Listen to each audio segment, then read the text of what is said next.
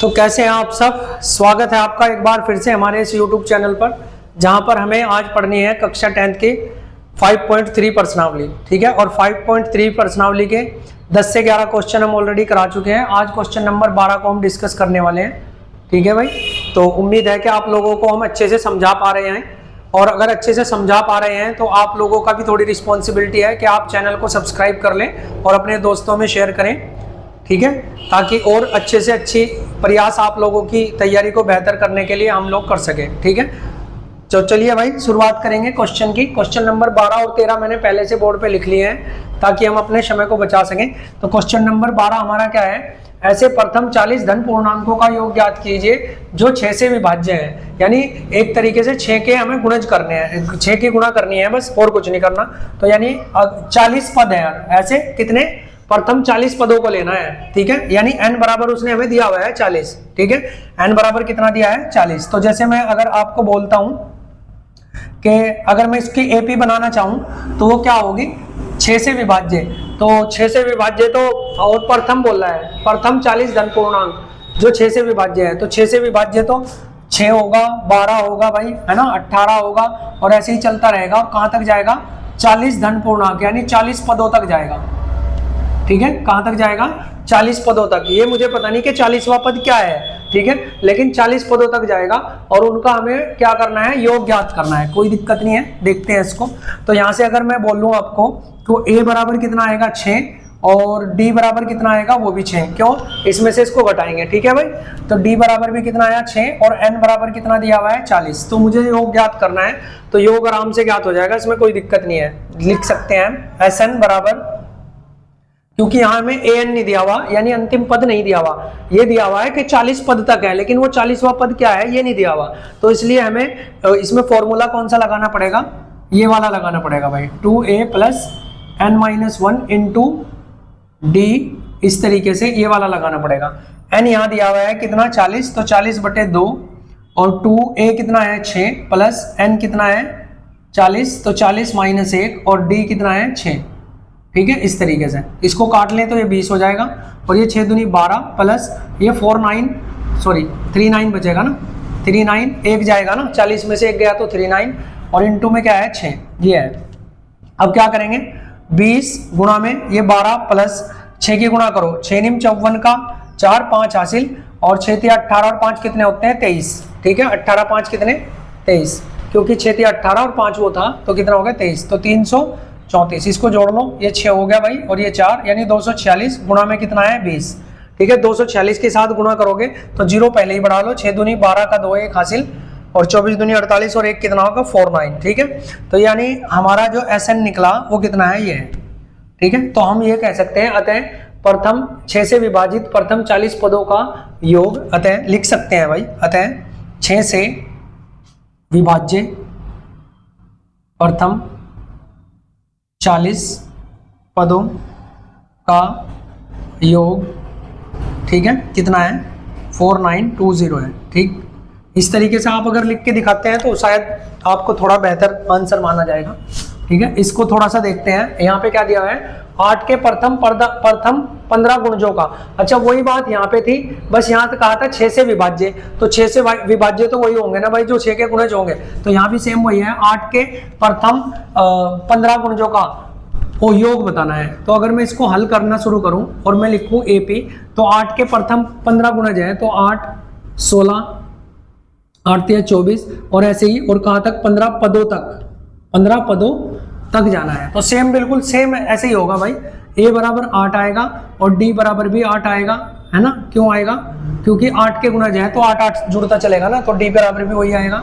और n बराबर कितना दिया हुआ है 15, तो यहाँ से हम Sn निकाल सकते हैं n/2, और ये हो गया आपका 2a plus n-1 into d, और ये इस तरीके से। ठीक है, n कितना दिया हुआ है हमें 15, तो कोई नहीं, इसको लिख लेंगे 15/2, और 2 गुणा a कितना दिया हुआ है 8, प्लस n कितना है 15 - 1, और d 8। ठीक है, ये कटने का नहीं, तो 15/2 ही रहने दो, ये 8 दूनी 16 हो जाएगा, प्लस ये 14 हो गया, है ना। 15 में से 1 गया 14, 14 की गुणा 8 में करोगे तो 14 × 8 = 112। अब इनको जोड़ लो, तो 15/2 गुणा में 6 जोड़ोगे तो 8, ये जोड़ोगे तो 2, 128। इसे काटोगे तो ये 64 बार कटेगा भाई, तो 15 गुणा 64 आ गया, है ना। 15 गुणा 64 कौन Sn बराबर कितना आ गया 15 गुणा 64, तो 15 की गुणा 64 में करो, 15 चौका 60, 6 हासिल आ गया, 15 छिक्की 90 और 6 96, तो 960। ठीक है, तो Sn कितना आया 960। अब यहाँ आप लिख सकते हो अतः 8 के प्रथम, यहाँ लिखना पड़ेगा अतः 8 के प्रथम 15 गुणजों का योग कितना होगा 960। ठीक है भाई, तो नेक्स्ट क्वेश्चन देखते हैं हम। नेक्स्ट तो क्वेश्चन नंबर 14, 14वां क्वेश्चन हम यहाँ पे देखते हैं भाई। क्या है, 0 और 50 के बीच की विषम संख्याओं का योग ज्ञात कीजिए। 0 और 50 के बीच की विषम संख्याओं का योग ज्ञात करना है हमें। तो 0 नहीं लेना और 50 नहीं लेना, उनके बीच की संख्याओं का योग ज्ञात करना है। तो यहाँ हम लिख सकते हैं, और विषम संख्याएं क्या होती हैं भाई, हल करते हैं। यहाँ पे लिखते हैं हम विषम संख्याएं। तो विषम संख्या क्या होती हैं,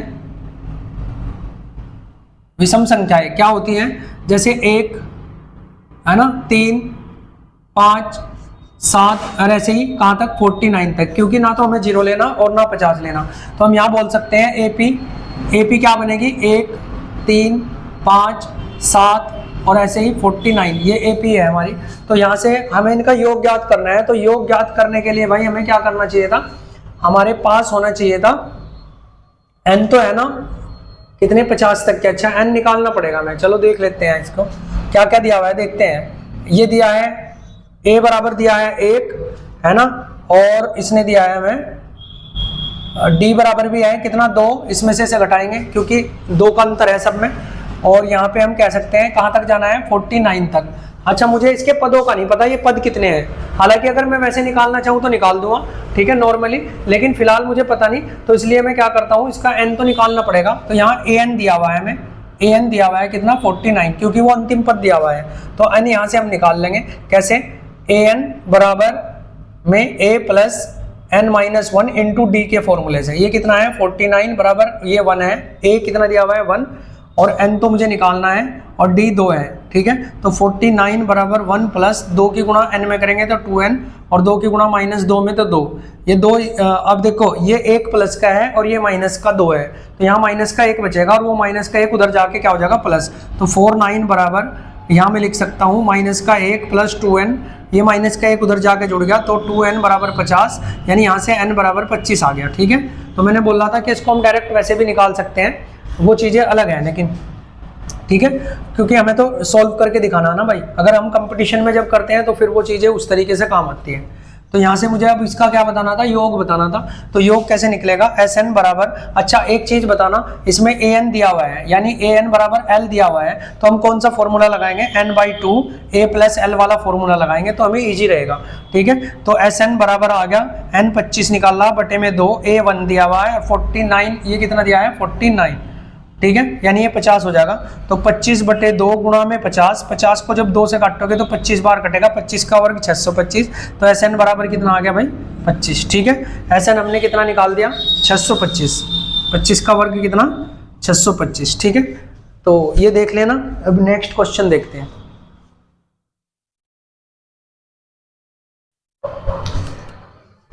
तो क्वेश्चन नंबर 15 हमारा, 15 में क्या देखना है हमें, 15 में दिया है निर्माण कार्य से संबंधित किसी ठेके में एक निश्चित तिथि के बाद कार्य को विलंब से पूरा दिन के लिए जुर्माना लगाने का प्रावधान है। यानी अगर आप एक ठेकेदार है और वो काम कर रहा है, अगर वो काम को मतलब लेट करता है तो प्रत्येक दिन के लिए अलग से जुर्माना लगेगा, और पहले दिन का जुर्माना 200 रुपये होगा, उससे अगले दिन 250 यानी 50 रुपये बढ़ जाएंगे, और तीसरे दिन का जुर्माना 300 होगा, यानी उससे अगले दिन 350, फिर 400, यानी 50 रुपये हर दिन बढ़ते जाएंगे। अर्थात प्रत्येक उत्तरोत्तर दिन का जुर्माना अपने से ठीक पहले दिन के जुर्माने से 50 अधिक होगा। एक ठेकेदार जुर्माने के रूप में कितनी राशि अदा करनी पड़ेगी, वह यदि वह इसे 30 दिन तक विलंब करता है। यानी अगर उसने एक दिन का जुर्माना कितना था 200, अगले दिन 250, और उसने 3 दिन तक लेट कर दिया, 30 दिन तक के काम लेट किया, तो उसे कितना जुर्माना देना पड़ा, यानी इसका योग ही बताना है। तो यहाँ अगर मैं हल करूँ तो इसमें मैं लिख सकता हूँ कि एपी अगर मैं बनाऊँ तो मैं बोल सकता हूँ पहले दिन का जुर्माना कितना है भाई 200 रुपये, ठीक है। दूसरे दिन का जुर्माना कितना है 250 रुपये। तीसरे दिन का जुर्माना कितना है 300 रुपये। ऐसे ही 30 दिन का जुर्माना वो हमें निकालना भाई, ठीक है, वो निकालना है। तो यानी हम यहाँ से बोल सकते हैं कि जो हमारी एपी बनी है वो क्या बनी है 200 है ना, 250, 300 और कहाँ तक 30 दिन तक, या इसकी जगह 30 पदों तक एपी बनी है हमारी। तो इसका मतलब ये है कि हमें ए बराबर दिया हुआ है 200 और डी बराबर हमारा कितना है 50, क्योंकि हर रोज 50 बढ़ रहा है, और एन भी दिया हुआ है कितना 300, सॉरी 30, एन 30 दिया हुआ है ना 30 दिनों तक, ठीक है। वो तो निकालना है कि योग कितना होगा। तो मैं यहाँ पे एस एन फॉर्मूला लगा के निकाल सकता हूँ। एस एन बराबर कितना n/2, तो 2a plus n-1 into D, ये वाला फॉर्मूला लगेगा भाई यहाँ, ठीक है, ये वाला फॉर्मूला लगाना पड़ेगा। और n यहाँ पे कितना दिया हुआ है 30, तो मैं लिख सकता हूँ 30/2 है ना, और 2 गुणा a कितना था 200 प्लस n कितना है, n है 30, तो 30 - 1 इंटू डी कितना है 50, ये हो गया। इसे काट लो तो ये 15 बार जाएगा, ये 200 दूनी 400 हो जाएगा, प्लस ये 29,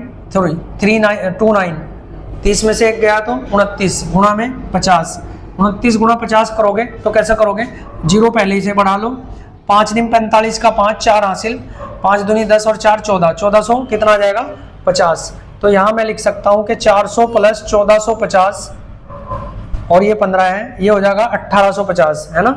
तो 15 गुणा 1850, अब इसकी गुणा करो, 15 0 0, 15 5 75 का 5 7 हासिल, 15 8 120 और 7 कितने हो गए 127, 17 हासिल, सॉरी 27 हासिल, 127 आया ना, तो 12 हासिल, ठीक है। और 15 ही कम 15 और 12 कितने होते हैं 27, तो ये हो गया हमारा 27750, ठीक है। तो हम यहाँ कह सकते हैं अतः ठेकेदार को 27,750 रुपये का जुर्माना देना होगा, ठीक है, इतना जुर्माना देना होगा, ठीक है। नेक्स्ट क्वेश्चन देखते हैं।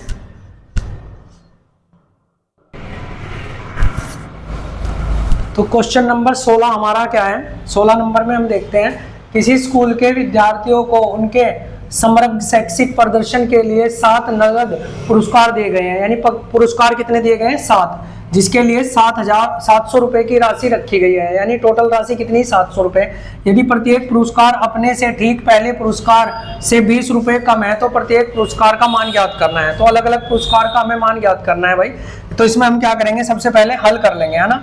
हल में आप एक चीज बताना, यहाँ पे n बराबर दिया हुआ है 7, क्यों, क्योंकि पुरस्कार कितने हैं 7, और SN भी दिया हुआ है कितना 700, क्योंकि पुरस्कारों की जो टोटल राशि है वो कितनी है 700 है। तो n भी है, ये भी है, और d बराबर कितना दिया है -20, क्यों, क्योंकि प्रत्येक पुरस्कार क्या होगा वो 20 कम होगा, 1 से 20 कम होगा, अगर 20 अधिक होता तो बढ़ता जाता तो ये होता, ठीक है। तो यहाँ से सबसे पहले मैं SN निकाल लेता हूँ, तो जो कि निकलेगा n/2 से, है ना, n/2 से। और फॉर्मूला कौन सा लगेगा हमारा, फॉर्मूला लगेगा, क्योंकि देखो यहाँ an तो दिया हुआ नहीं, तो ये लगेगा 2a प्लस में n-1 इंटू डी, ये वाला फॉर्मूला लगेगा भाई। n कितना दिया हुआ है, SN दिया हुआ है 700, n दिया है 7/2 हो गया, ये मतलब 7 दिया हुआ है उसके बटे में 2 है, और a तो मुझे निकालना पड़ेगा, तो 2a प्लस n कितना है, n है 7, तो 7 में से 1 गया 6 आ जाएगा, और d यहाँ -20 है, ठीक है। इस तरीके से लिखना पड़ेगा मैं, कोई दिक्कत नहीं है। देखो 7 से कटेगा 700 बार, 2 यहाँ गुना में चल जाएगा, 7 से कटेगा 100 बार, 2 गुना में जाएगा तो 200 आ जाएगा, जब इसको काटोगे तो 200 आ जाएगा भाई, ठीक है, बराबर। अब 2a प्लस में ये 6 हो गया, 20 छिक्का 120, माइनस का 120 बनेगा, ये माइनस का 120, ठीक है। अब ये 2a इधर रहेगा और ये माइनस का 120 उधर जाके क्या हो जाएगा प्लस, ठीक है। तो लिख लेते हैं इसको 2a और 20 प्लस 120, ये जुड़ेगा तो 320 हो जाएगा, यानी 2a बराबर 320, और इसे काटोगे तो a बराबर 320 बटे कितना आ गया 2 से काटेंगे तो 16, 160, यानी 160, यानी a की वैल्यू कितनी आई भाई 160। तो अब हम यहाँ क्या बोल सकते हैं, अतः प्रथम पुरस्कार 160 है, अगर प्रथम पुरस्कार 160 है तो एपी क्या होगी 7 पुरस्कारों की। पहला 160 है, A1, A2, A3, A4, A5, A6 और A7 तक जाना है क्योंकि 7 पुरस्कार है। पहला पुरस्कार अगर हमने 60 निकालना है तो दूसरा पुरस्कार इससे 20 कम 140, उससे 20 कम 120, उससे 20 कम 100, उससे 20 कम 80, उससे 20 कम 60, उससे 20 कम 40। तो ये हमारे पहले 7 पुरस्कार हो जाएंगे जो कि 160 से शुरू होकर 40 तक जाएंगे। ठीक है भाई, अब शुरू करते हैं 17वां क्वेश्चन। इसमें क्या पढ़ना है, एक स्कूल के विद्यार्थियों ने वायु प्रदूषण कम करने के लिए स्कूल के अंदर और बाहर पेड़ लगाने के बारे में सोचा और यह निर्णय लिया गया कि प्रत्येक कक्षा का प्रत्येक अनुभाग, देखो एक कक्षा में अनुभाग 2 भी हो सकते हैं, यानी सेक्शन 1 भी हो सकता है, 2 भी हो सकते हैं, 3 भी।